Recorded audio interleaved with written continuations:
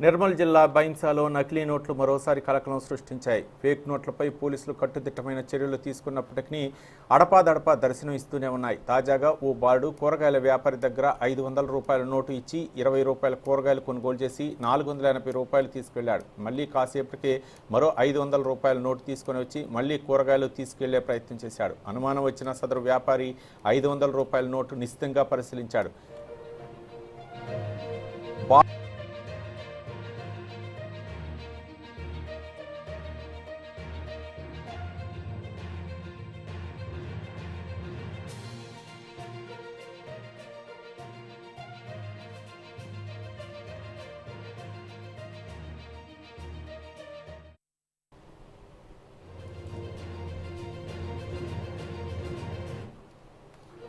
నిర్మల్ జిల్లా బైంసాలో నకిలీ నోట్లు మరోసారి కలకలం సృష్టించాయి. ఫేక్ నోట్లపై పోలీసులు కట్టుదిట్టమైన చర్యలు తీసుకున్నప్పటికీ అడపాదడపా దర్శనం ఇస్తూనే ఉన్నాయి. తాజాగా ఓ బాలుడు కూరగాయల వ్యాపారి దగ్గర 500 రూపాయల నోటు ఇచ్చి 20 రూపాయల కూరగాయలు కొనుగోలు చేసి 480 రూపాయలకు తీసుకువెళ్లాడు.